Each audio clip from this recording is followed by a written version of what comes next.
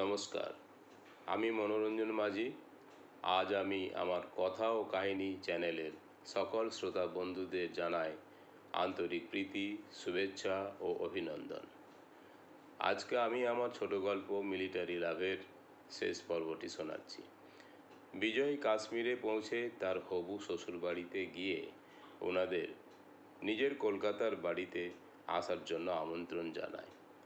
আর তখন বিজয়ের হবু শ্বশুরমশাই ইমরান খান হাসি মুখে বিজয়ের বাবার পাঠানো আমন্ত্রণপত্রটি গ্রহণ করেন। তারপর বলেন, बेटा, ये तो बहुत खुशी का बात है, हम लोग ज़रूर जाएंगे, पर अभी नहीं, 1 महीना का बाद। ठीक है बेटा विजय, ये तो मैंने मेरा वक्त का बात बोला, इसमें तुम्हारा पिताजी का कोई दिक्कत नहीं होगा तो? বিজয় খুশি মনে আর চোখে ঘরের কোণে দাঁড়িয়ে থাকা আমিনার দিকে তাকিয়ে বলল, না না কাকাবাবু, কোনো সমস্যা হবে না। কাকাবাবু, বাবা বলেছেন আপনাদের সঙ্গে আমিনাকেও নিয়ে যেতে, কারণ আমাদের কলকাতার বাড়িতে হিন্দু মতে বিয়ে হবার পর আবার ইসলাম ধর্ম মতে পাশের মসজিদে বিয়ে দেওয়াবেন। এক্ষেত্রে বাবা জানতে চেয়েছেন এ ধরনের বিয়েতে আপনাদের অনুমতি আছে কি না। इमरान बाबू बोलन, मेरा कोई दिक्कत नहीं, लेकिन बेटा तुम्हारा समाज बोलेगा नहीं तो? लड़कियां शादी करने के लिए लड़का का घर में आया है। বিজয় নির্দ্বিধায় বলল, না না কাকাবাবু, আমার বাবা এবং পরিবারের লোকেরা বলেছেন ছেলে যদি মেয়ের বাড়ি বিয়ের জন্য যেতে পারে, তবে কেন মেয়ে বিয়ের জন্য ছেলের বাড়ি আসতে পারবে না? বাবা বলেছেন ওসব পুরনো প্রথা, ওতে কোনো সমস্যা হবে না। इमरान बाबू बोलन, इसके बाद और कोई दिक्कत नहीं रहा? अभी तुम मेरा घर में विश्राम लोगी, उसके बाद कल सुबह तुम काम के लिए निकल जाना। विजय लाजुक सुरे बोल, ना ना काका बाबू। इमरान बाबू হাসি মুখে বললেন, এ মেরা হুকুম হ্যায় বেটা। তারপর মেয়ে আমিনাকে ডেকে বললেন, बेटी आमीना, तुम विजय को घर के अंदर ले जाकर उसका खाना और विश्राम का बंदोबस्त करो। आमीना लज्जा मिश्रित सुरे बोल, ठीक है अब्बू जान।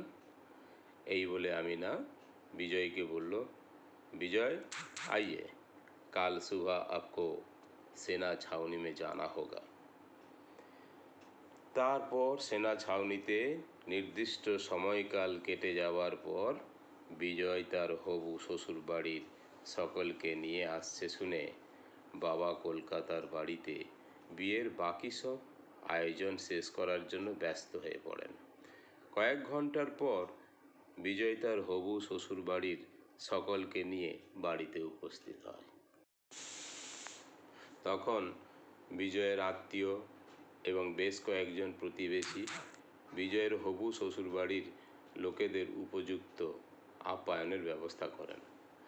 আর বিশেষ করে মেয়েরা বিয়ের কোণে আমিনাকে পাশের সাজানো গোছানো ঘরে নিয়ে গিয়ে বসান।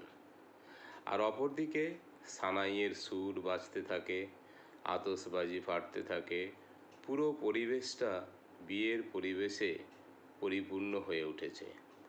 হঠাৎ করে কয়েকজন হিংসুটে প্রতিবেশী এসে বিয়ে বন্ধ করতে বলে, কারণ কনে হলো মুসলমান, সেই জন্য হিন্দু ছেলের সঙ্গে বিয়ে দেওয়া যাবে না বলে চিৎকার করতে থাকে।